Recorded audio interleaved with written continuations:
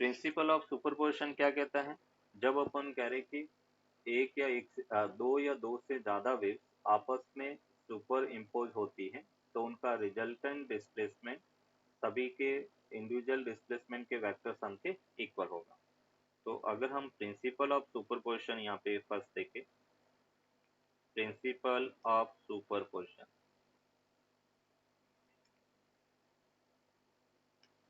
Principal of superposition,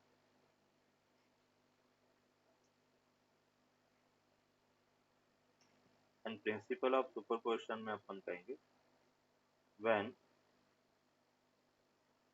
to or more than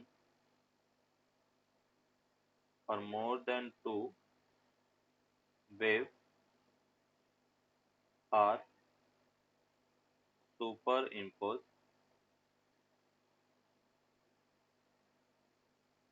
to each other,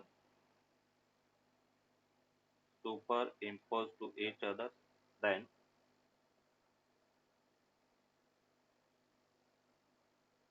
the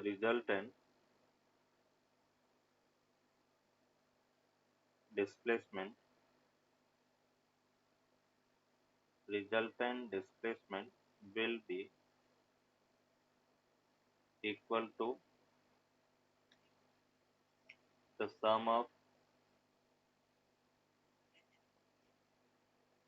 the individual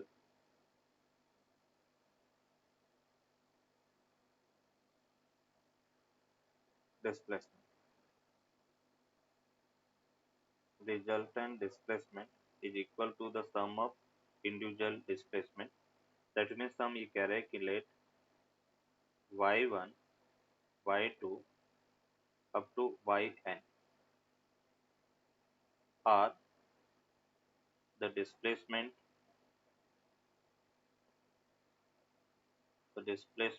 of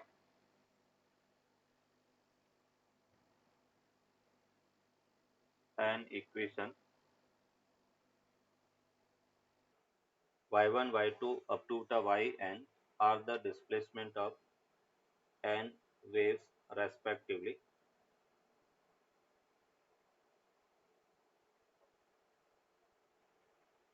then yr, that is displacement of resultant wave, वो इन सब के vector sum के equal होगा, y1 plus y2 up to yn के equal होगा। ये displacement of resultant wave होगा। अभी जैसे बेटा अपन कह रहे कि इससे इसको ऐड कैसे करते हैं, है ना, दो या दो से ज्यादा वेव से, तो उसका एडिशन अब कैसे करेंगे वो अपन यहाँ पर देखते हैं।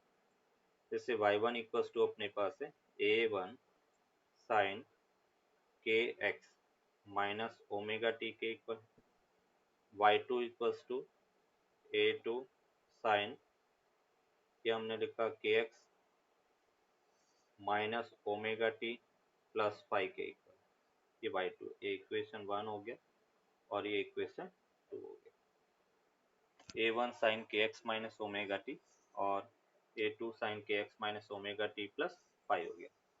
अभी इसको बेटा अपन कह रहे कि प्रिंसिपल ऑफ सुपरपोजिशन देखे तो yr equals to y1 plus y2 के इक्वल होगा। दोनों को ऐड करना, तो ऐड अपन फेजर मेथड से करेंगे। जैसे अपने अल्टरनेट करंट देखा था, उस अल्टरनेट करंट में दो करंट को अपन ने फेजर मेथड से ऐड किया था, सिमिलर मेथड अपन यहाँ पर भी फॉलो करेंगे। कैसे? तो यहाँ पे इसको ऐड करने के लिए फेजर मेथड सबसे इजी रहता है, इसलिए अपन उसी को फॉलो करेंगे, using phasor method.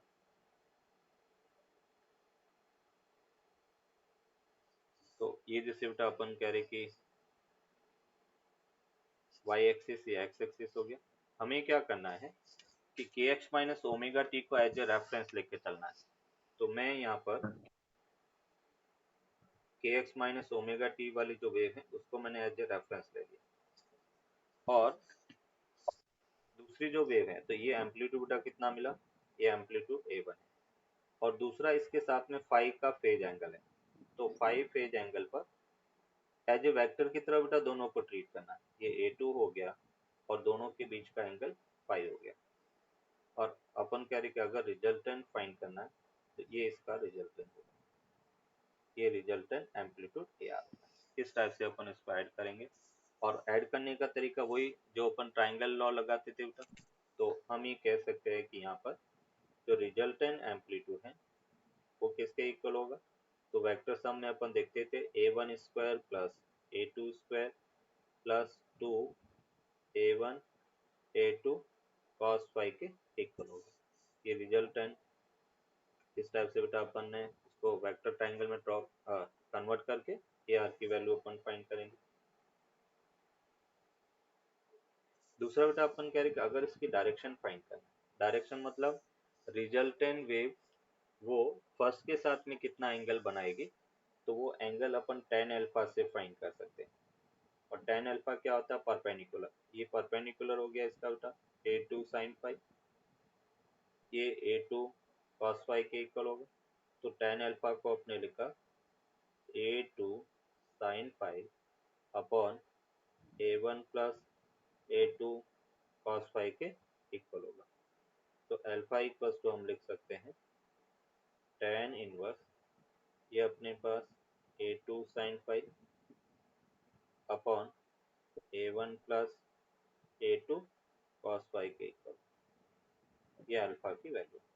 Alpha equals to tan inverse a2 sin phi upon a1 plus a2 cos phi के इक्वल हो। और जब अपन रिजल्टेंट वेव लिखेंगे तो उसको किस फॉर्मेट में लिखेंगे, yr equals to A R, ये बेटा आपने लिखा साइन के x minus omega t and plus alpha हो गया। यहाँ पर ए आर और अल्फा की वैल्यू अपन जो रिजल्ट अपने यूज किए वहां से फाइंड करके पुट करेंगे। हाँ क्लियर। तो ये अपन कह रहे कि सुपरपोजिशन है। अभी इसमें आगे अपन देखेंगे कि कुछ क्वेश्चन है वो नेक्स्ट क्लास में अपन डिस्कस करेंगे। तो कल भी अपनी क्लास रखते हैं ना, कंफर्टेबल ठीक है हो, या नेक्स्ट वीक रखें। हाँ सर आप अपने अवेलेबिलिटी के हिसाब से नहीं, कर मैं तो अवेलेबल हूँ। आप अगर वो आपको कोई ठीक है तकलीफ सर नहीं है कल, जैसे कि लिखने नहीं में सर कल या, कर सकते हैं बिल्कुल। ओके तो अपन कल ठीक रखते है हैं। बिल्कुल कर सकते हैं।